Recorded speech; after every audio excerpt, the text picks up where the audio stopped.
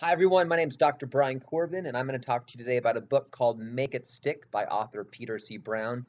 This is a terrific book that all of you should read at the beginning of your college career or any time in your college career because it has many tips and suggestions and ideas to help you succeed in your academic and personal and professional lives in terms of understanding and learning material.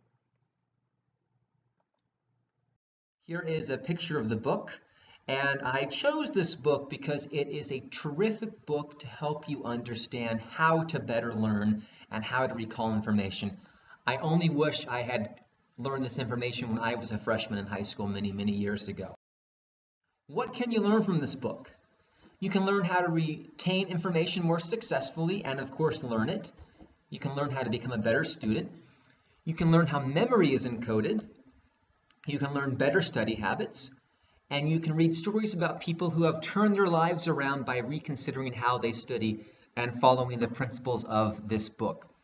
There are lots of individuals with stories who are mediocre people, so to speak, but became extraordinary by following the ideas taught in this book. So why am I teaching you about this book in an academic strengths class? First of all, the more things you can remember, of course, the more successful you will be. Next, the skills taught in this text can help you throughout the rest of your college career and even in any kind of situation you find yourself in where you have to learn and retain and memorize information. And also, it's important to learn how best study as soon as possible in your college career, and this book shows you precisely how to do that. So let's talk about something else. The idea that rereading is, quote, productive, and actually it's not productive at all. Rereading and frequent practice with material is often considered good use of study time, but it is absolutely not. This is because rereading and becoming familiar with the text gives you the illusion that you understand it because you're familiar with it. But the amount of time spent rereading material is not a measure of mastery. Let me restate that. The amount of time spent rereading material doesn't equate to mastery of the material. It's difficult to create a lasting memory of something simply by rereading it. Go ahead and try it out right now. Read a passage 3 or 4 times and tell me how much you remember of it, or tell someone how much you remember just by rereading it over and over again. You might be surprised at how little you actually remember when you have to recall it to someone else. So how can we do this? We can encode memories by self-quizzing ourselves. Regular self-quizzing is essential to recalling information. We should ask questions, and these are right from the book, such as, what are the key ideas of a concept or a lecture? What terms or ideas are new to me? How would I define them? How do the ideas relate to what I already know? And you should answer the questions at the end of chapters that are available in many textbooks. So if you want to self-quiz yourself, these are a few things you can do to start the process. Why should you quiz yourself? Quizzing helps eliminate forgetting. It helps you connect new knowledge to prior knowledge. It makes studying for a final exam much easier because you're not cramming in the end and you already have the information encoded in your memory bank. And it helps turn your areas of weaknesses into strengths. And after you read a chapter 1 or 2 times, according to the author, Peter C. Brown, quizzing is a far more effective way of recalling material rather than rereading it because it helps you understand that you don't really know it as well as you think, and it eliminates the illusion of being familiar with it. And of course, working hard to recall a new concept when quizzing yourself strengthens the memory, which is the whole point of it. How should you quiz yourself is the next question. Well, you should space out study sessions with enough time to forget some of the material. You want to mix up the material that you're quizzing yourself with. For example, if you're trying to remember the concepts taught in my class, perhaps quiz yourself first on reputable organizations that you could use in a research paper, and then skip to the concepts behind narrowing a research topic.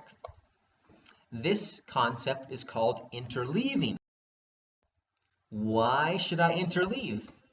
Mixing up concepts when studying is more realistic of what you will encounter on an exam and life beyond academia.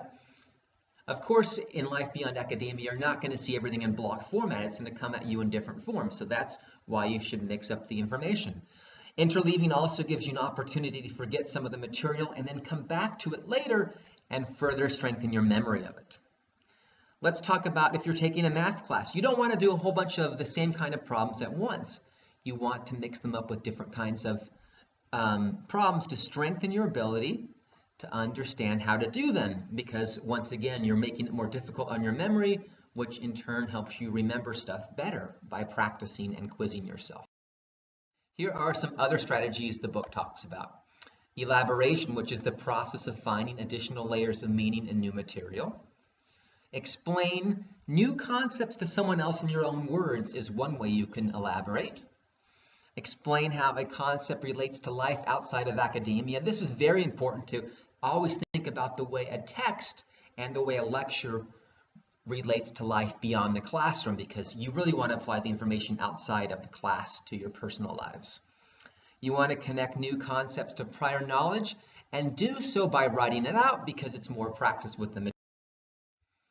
Something else you can do is what's called generation, and that has the effect of making the mind more receptive to new learning.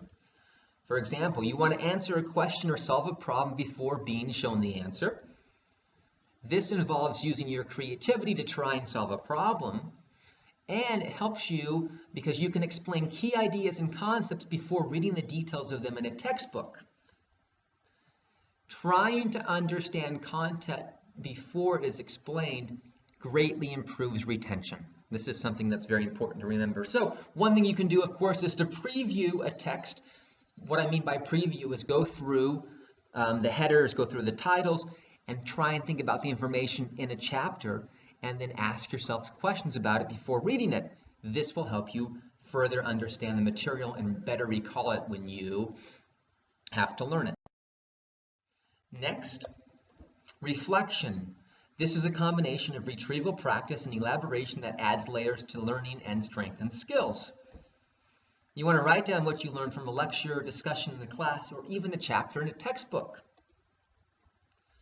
This is something I learned in my master's degree that's not mentioned in this particular book, but one way you can reflect upon stuff is to create a double entry journal, and that's when you summarize a chapter and then you reflect on what you learned from the chapter. This really helps synthesize the information, and this is something that helped me tremendously in my own learning process.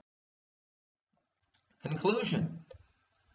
Testing yourself frequently on material you don't know helps you learn it better. Trying to make connections between prior knowledge and new information is a beneficial process. Rereading material again and again doesn't contribute to memory retention, despite popular belief. Learning should be spaced out through a process called interleaving. You want to make sure you give yourself enough time to forget some of the information, so it's difficult when you go back and you have to relearn it, which strengthens the memory. Frequent quizzing, is essential to mastery of material. And in general, the harder something is to learn, the more it will stick in your. Here is the reference. There are also several other books I've read recently about learning that I could email you the information for if you like this. I highly recommend reading this book or listening to it.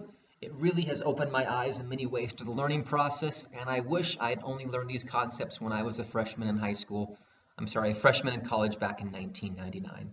Thank you for listening and for looking at the slideshow.